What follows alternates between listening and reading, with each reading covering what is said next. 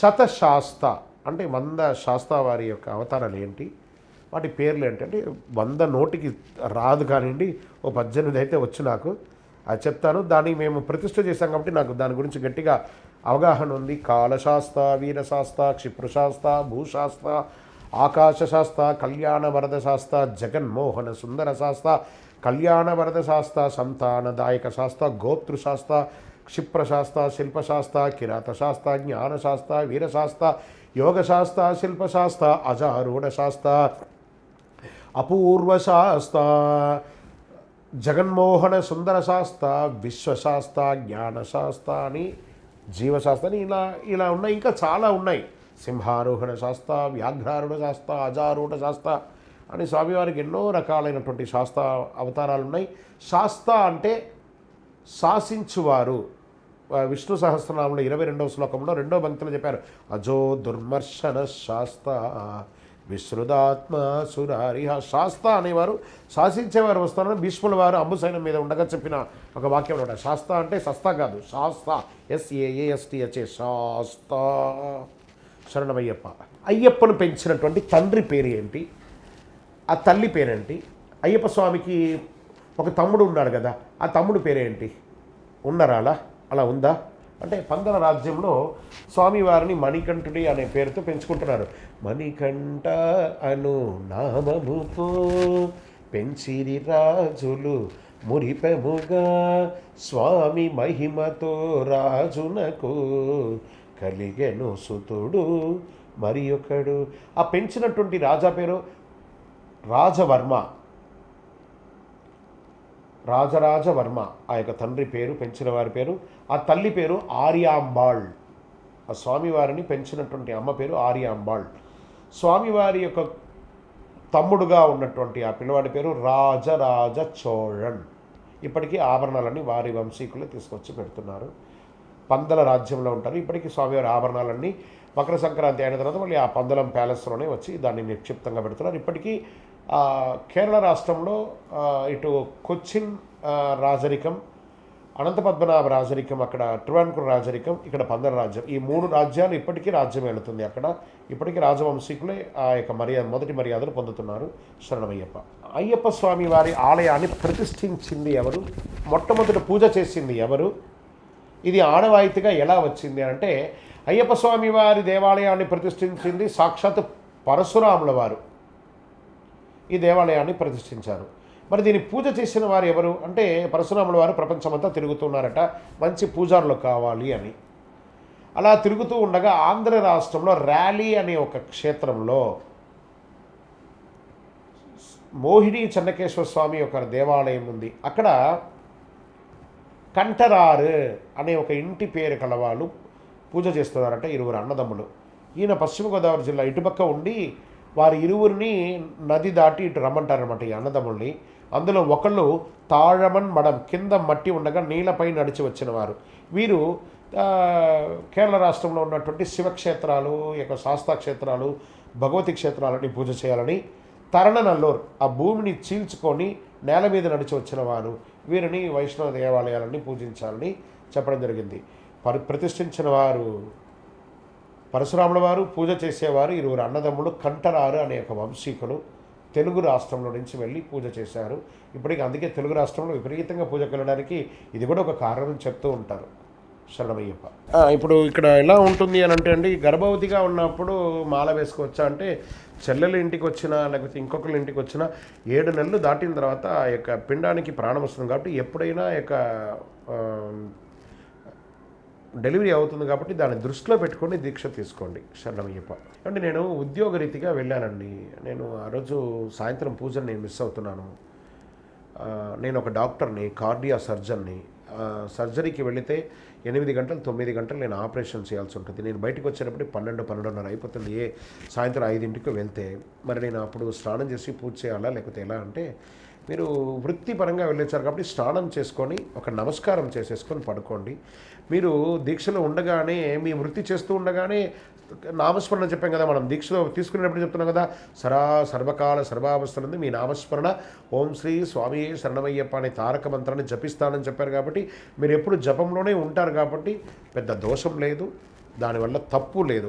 ఎందుకంటే మీరు ఇతరుల ప్రాణాన్ని కాపాడడానికో మీ కుటుంబాన్ని రక్షించడానికో ఆ వృత్తిలోనే ఉన్నారు కానీ టైంపాస్ చేయలేదు కాబట్టి దానికి దోషం లేదు. శరణమయ్యప్ప.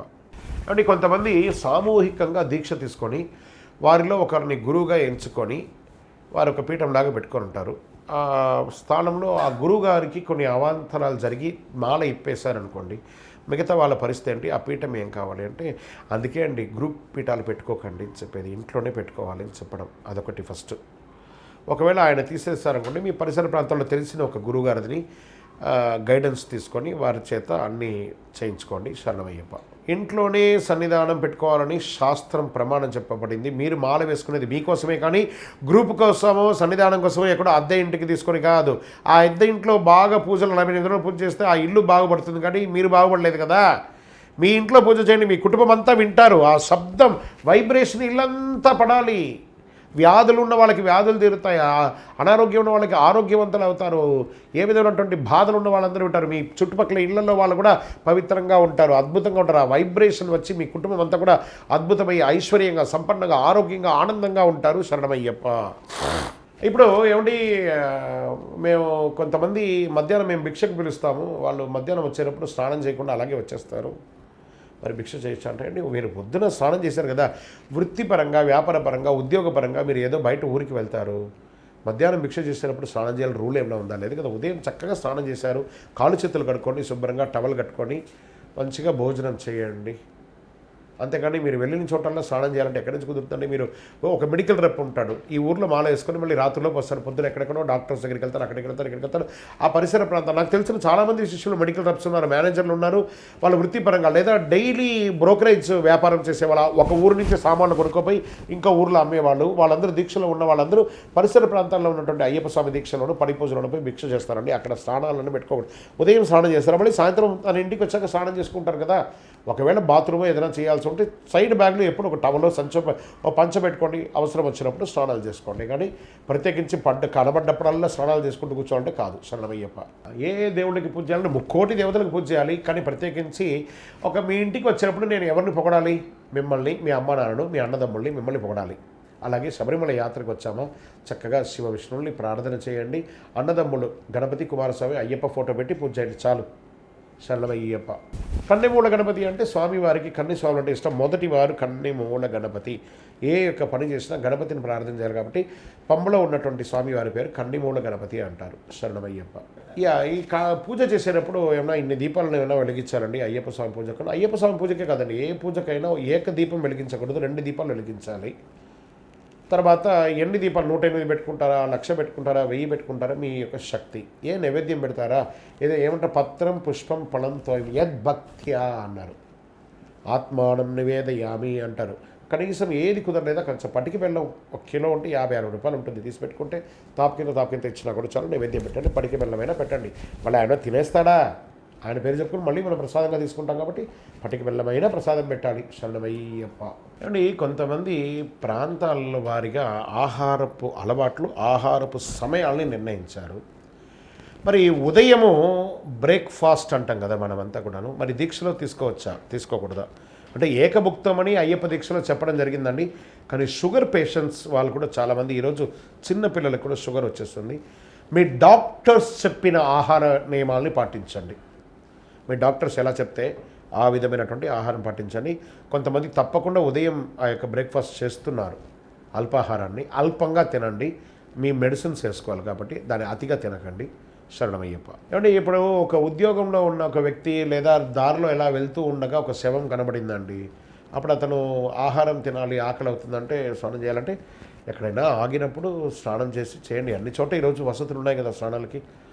అందుకని ఆ వెంట కనబడగానే స్నానం చేసేయాలని చెప్పి చేసే పనిని మానుకోకండి. మీరు పనులంతా అయ్యాక ఇంకా ఐడల్ అయినప్పుడు భోజనం చేయాలనుకున్నప్పుడు తర్వాత చేసుకొని తినండి, తప్పేం లేదు. వెయిట్ చేయగలం, భోజనం చేయకుండా కొన్ని గంటలు వెయిట్ చేయగలం, అవకాశం ఉంది.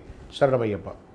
మాలలో ఉన్నప్పుడు తెలియకుండా కాస్త వీర్యస్ఖలితం జరుగుతుంది. అందుకే అన్నానండి, మాల వేసుకోవడానికి 2 రోజుల ముందు నుంచే మన యొక్క శరీరాన్ని మనం కాపాడుకోవాలి. ఆహారంలో ఇప్పుడు పడి పూజల్లో 18 రకాలు, 20 రకాలు బిర్యానీలు, బగారాలు, తర్వాత ఈ మిర్చి బజ్జీలు, పాపడాలు, వడియాలు ఇవన్నీ పెట్టడం వల్ల రజోగుణ పూరితమైనటువంటి ఆహారం లోపలికి వెళ్ళడం వల్ల స్ఖలితం అవుతుంది. సాత్విక ఆహారం తీసుకోండి, తక్కువ ఉప్పు, తక్కువ స్పైసీ, కారం తక్కువగా సాత్వికంగా పలరహాలు అవన్నీ తీసుకుంటే స్ఖలితం కాదు. అయ్యిందంటే అనే ప్రశ్న రాకూడదు, కాకూడదు. శరణమయ్యప్ప నిగ్రహించాలి. శరణమయ్యప్ప.